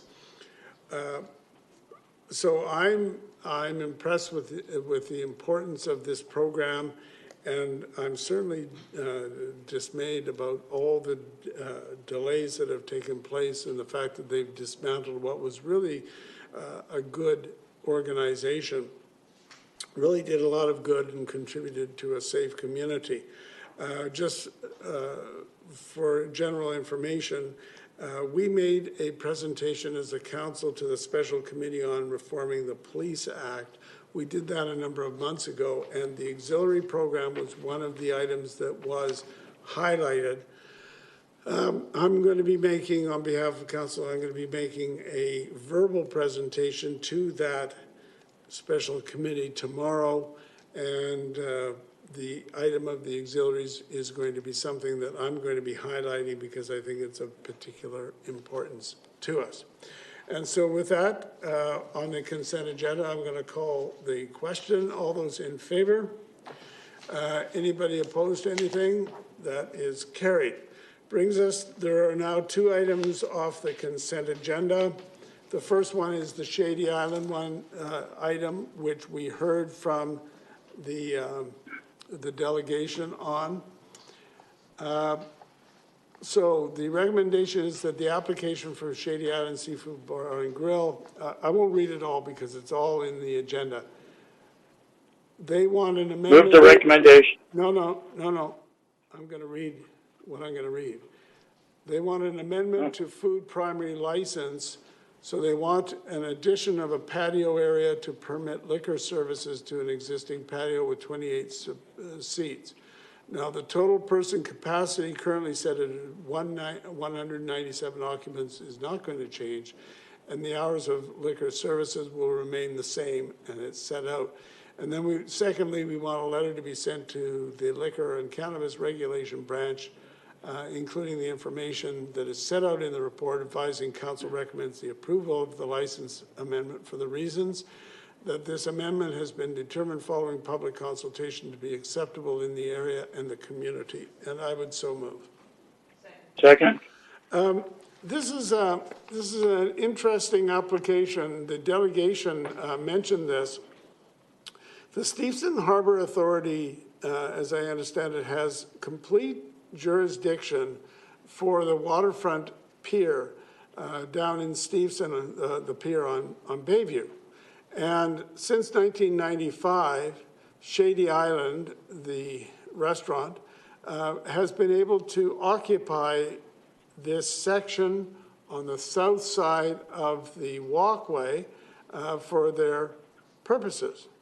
Now, because of the COVID situation, they applied for a temporary, under our temporary patio scheme, and they were granted a license as a temporary patio. And along with that allowance came the fact that they are permitted, so long as they only have 50% capacity in the restaurant, they are able to serve liquor. So ever since this temporary situation took place, this temporary patio, which has been there since 1995, they've been able to serve liquor. And so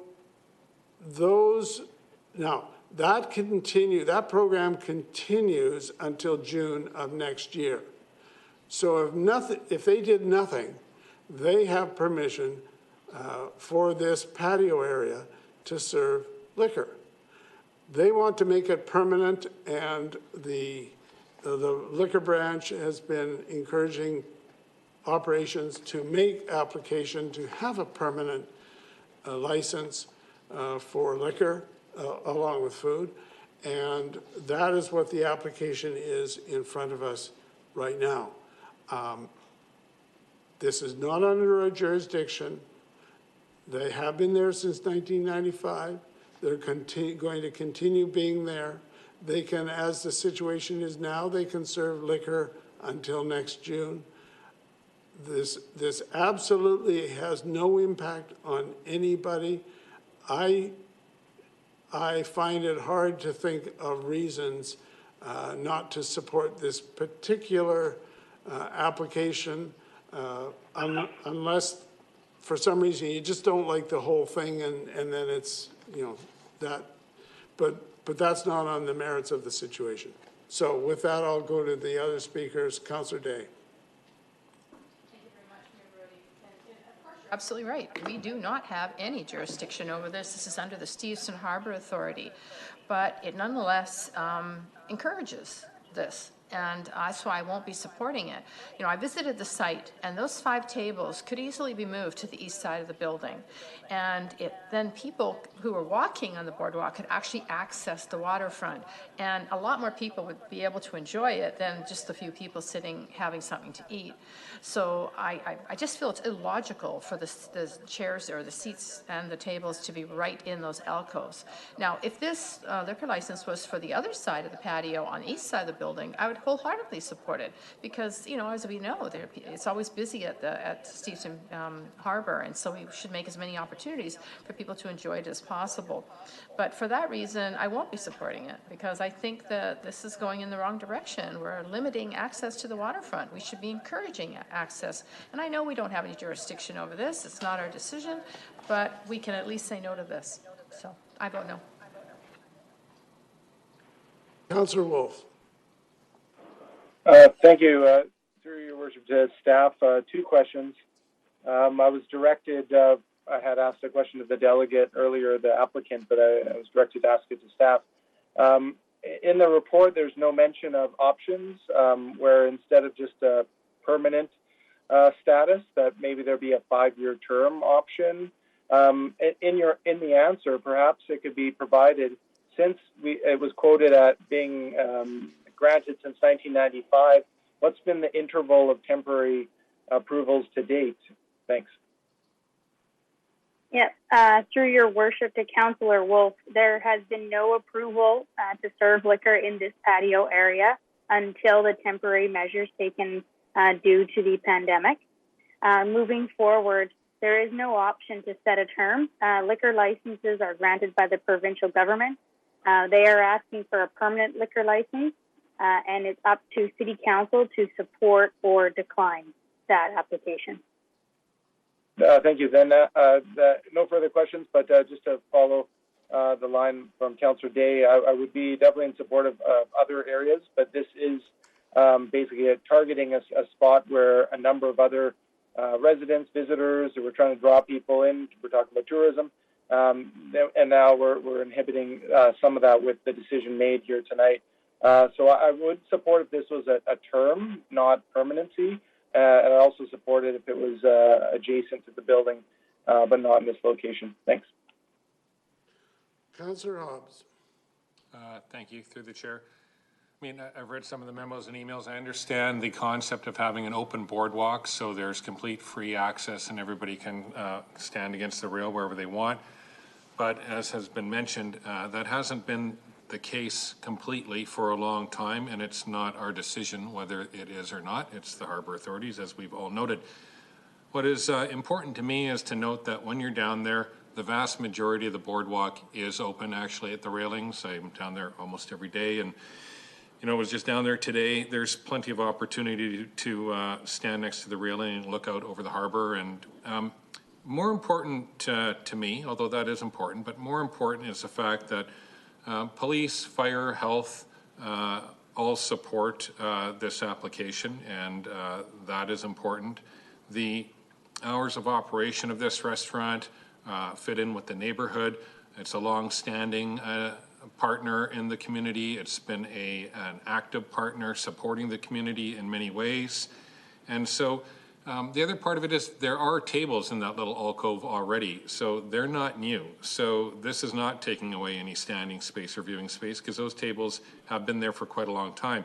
The only change will be that they'll be able to serve alcohol at those tables appropriately so according to their regulations and the license. So I'll be supporting it because it is a way that we can support small business.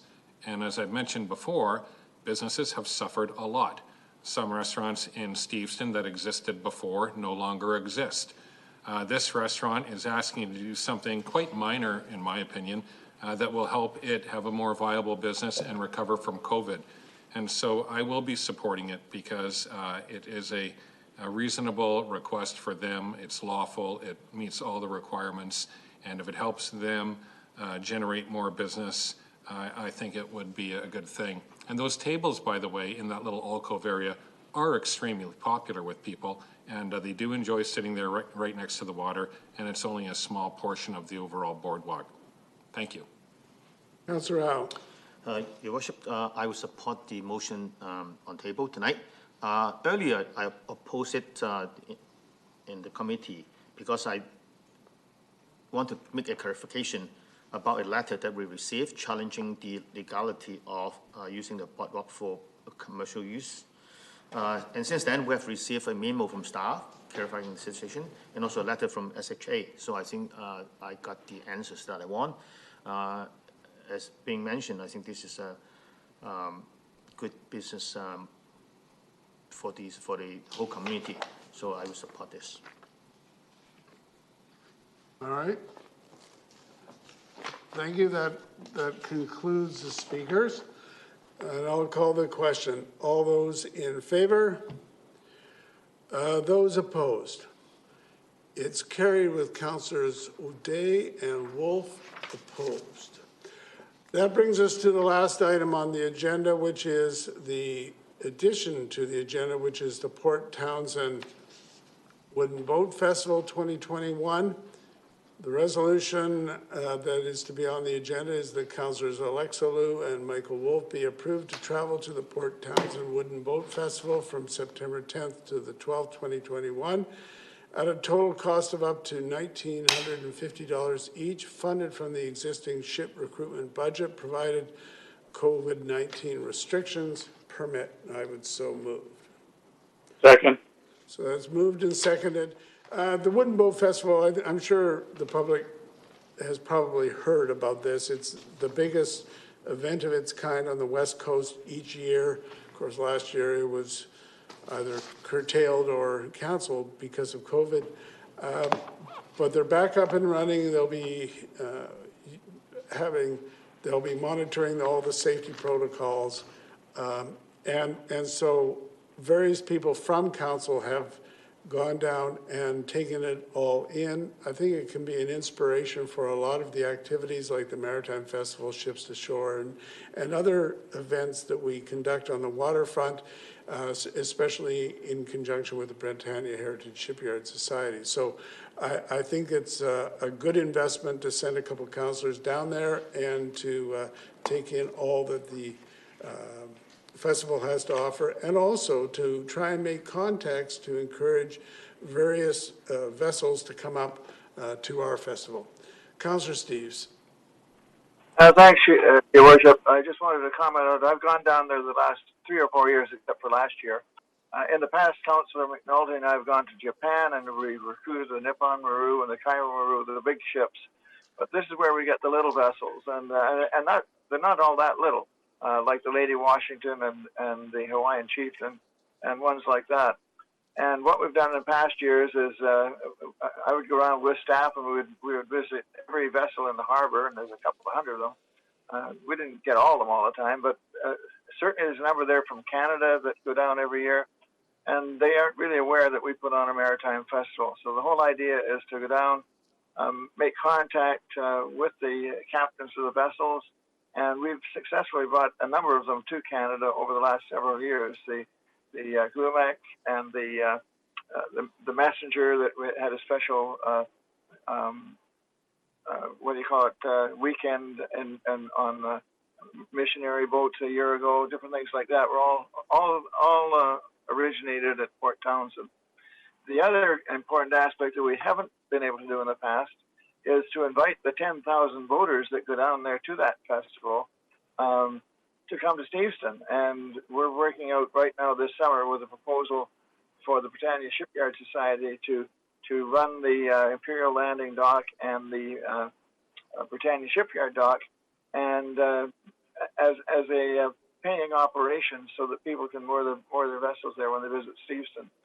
And I think if we've got that ready by the time of Port Townsend, which is in September, we need a brochure to give to people. Say when you're sailing up to Alaska or when you're sailing up the Salish Sea to wherever you might go, drop in and see us first, because most of the boaters down there don't know that we've got a harbor that they can come in and tie up and visit our museums and our restaurants and stay for a couple of days and visit. So I think it's opening up a new tourist activity for us that's very important, and I'm hoping that we'll be able to get it going this summer. Thank you. Councillor Hobbs. Thank you. Through the chair, I'll be speaking in favor of it. I realize that sometimes trips are, something that the public might not fully support all the time, but this one has a direct tie to the economy of Richmond and Steveston, has a direct tie to Britannia, as you've just heard about, and the economic benefit that you can derive from it is actually concrete and measurable in terms of the ships that come back up, as Councillor Steeves just outlined. And I was there a couple of years ago, and it was a worthwhile endeavor. And I have to say that Councillor Steeves, you were hard to keep up to, because he must have visited every ship in that harbor at the time, and there were hundreds, and it was nonstop. And the economic benefit is significant when they come up here. When you have a ship with 10 people coming in, the benefit to Steveston and Richmond is direct, and it's worthwhile, and it's also long-term in terms of capitalizing on our maritime heritage and the history of Steveston. So it's a small investment in terms of dollars, and the benefit far outweighs it. So I'll be supporting it. Thank you. All right. So we'll call the question then on the motion. All those in favor? Anyone opposed? That is carried. That brings us to public announcements and events. First of all, coming from our closed council meeting this afternoon, the city has now taken ownership of the Richmond Curling Club facility and will work with the Richmond Winter Club Association to implement repairs to the ice plant, which will allow it to operate next season. Curling is an affordable, accessible sport, and the city and the Richmond Winter Club, which has a proud heritage, are all looking forward to many years of working together to provide this recreational opportunity to the community. Then we have Pride Week. This week is Pride Week, and we're celebrating our LGBTQ communities with a number of in-person and virtual events. Pride Week is about valuing and respecting diversity and recognizing the importance of a safe and inclusive community for everyone. So go on the website if you want more information. And then we have the Maritime Festival. The Richmond Maritime Festival, which is an annual event, returns to the Britannia shipyards on August 21st to the 22nd. This popular annual event returns with a mix of in-person and virtual programs to highlight Richmond's rich maritime history. Again, for details, go on the website and you'll find it all there. Then the Gateway Theatre is putting on an outdoor concert. Despite COVID, there are many opportunities to enjoy the weather and Richmond's many attractions throughout August. The Gateway Theatre has its next Songs of Summer outdoor concert on Saturday, August 14th at 7 p.m. This family-friendly event features local musical artists in a relaxed outdoor setting. So if you want to purchase tickets, go to gatewaytheatre.com. And finally, this is our last council meeting until the General Purposes Committee meeting on September 7th, which is right after Labor Day. Enjoy the warm weather over summer by going outdoors to explore our city's many parks, trails, and attractions. Cool down at one of our pools or our water parks, and be water safe by following the do not swim signs where posted on the river. A reminder that open fires of any kind are banned in Richmond, so be safe and responsible when you're outdoors. Most importantly, be kind and respectful to each other and stay safe. So with that, we'll go to the bylaws for adoption. Madam Clerk. Thank you, Your Worship. There are 9 bylaws for final adoption. Bylaw numbers 2 through 7 and 9 have no opposition, and bylaws 1 and 8 have noted opposition. All right, so let's have a Move to motion. deny. So moved. this is on the bylaws with no opposition. Yeah, number 2 to 7. Okay, so that's 2 to 7, and that's moved and that's seconded. We'll call the question. All those in favor? Any opposed? That is carried. And then the first item and the, what is it, the 8th item? Number 8, Your Worship. Okay, Move 10-200. and 10-278. All right. Okay, Doing both. that's moved and that's seconded. Councillor Wolf. Thank you, Your Worship, to Council. My reason is the same as the last few readings for both of these items. So for bylaw number 10-200, I definitely support the soil deposit and removal bylaw and additions that this brings. But as previously mentioned, my main concern is that we're putting in a $200,000 max. You can read more about it on page 200 or page 408. But that's my concern. So I think a larger parcel with a larger project should warrant a larger security deposit, not a low maximum of $200,000. And on the 8th bylaw for adoption, which is bylaw number 10278, as was brought up in committee and council, there's a number of great additions that staff are now taking with the Richmond Rod and Gun Club, and great things to come in future years. And I support everything that's in this this bylaw amendment, including insurance changes and fine changes, amount changes. But my main concern, which was clearly identified by members of the public to us and others that didn't speak directly to us, but the concern is related to the map on page 430. And I think there are things that could be undertaken this year. So it's not that I'm against this bylaw improvement. I think it could be improved even further in the short term. As hunting season really takes place in the fall of 2021, I think we could be providing a map of last year's existing hunting by permission utilized properties, which I think was 5 properties. And we could start with that until we start this new regime working with the Richmond Rod and Gun Club and providing an annual map that does give better clarification of where firearm discharge can occur. And that'll be opposed to the 2 that I believe are being voted on together. Thanks. Councillor Day. 430, the map is really not detailed near enough, and I am going to support this, but I would ask staff to come up with a better map and more close-up of the 2 major areas so that people can see where they're allowed to be and where they're not allowed to be. You can't expect people to know if there isn't proper information, so just a request to staff to please improve those 2 maps and make it far more user-friendly.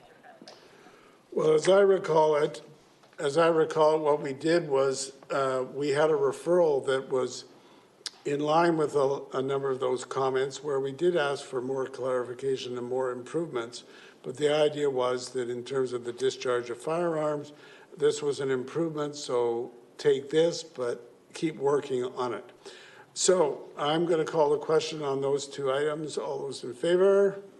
Any opposed?